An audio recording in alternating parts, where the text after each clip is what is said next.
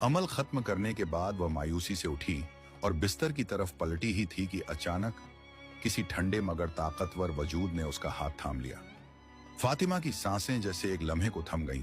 उसने हैरानी और खौफ से पीछे मुड़कर देखा तो उसके सामने एक पुरअसरार वजूद खड़ा था।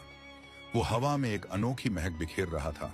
उसकी आंखें बड़ी बड़ी और दहकते अंगारों की तरह सुरख थीं।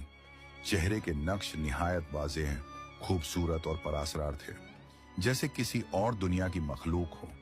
इससे पहले कि फातिमा कुछ बोलती, उस वजूद ने भारी गूंजती हुई आवाज में कहा, फातिमा। और फिर एक लम्हे का वक्फा लेकर बोला, मैं जाफर जिन्न हूं।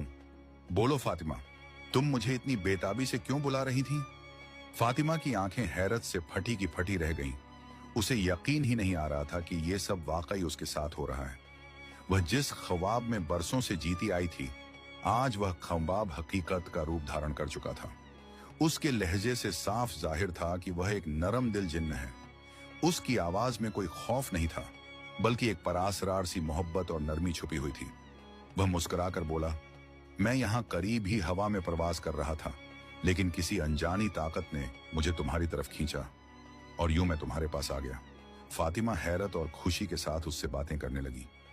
उसने जाफर को बताया कि उसे जिन्नात के बारे में जानने का हमेशा से बहुत शौक था।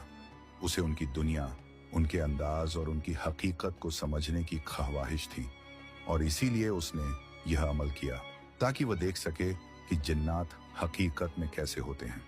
जाफर यह सुनकर धीमे से मुस्कुराया। उसे फातिमा की मासूमाना बातों में एक अलग ही लुत्फ महसूस होने लगा। उसकी आंखों में खुदगर्जी नहीं, खौफ नहीं, बल्कि एक खालिस जुस्तजू और मासूम तलब थी। वे दोनों कुछ देर तक बैठे बातें करते रहे। फातिमा सवाल करती, जाफर तहम्मुल से जवाब देता। यूं लगता था जैसे एक नई दुनिया के दो अलग अलग मखलूकें एक लम्हे को एक ही अफ़ज़ा में सांस ले रही हों।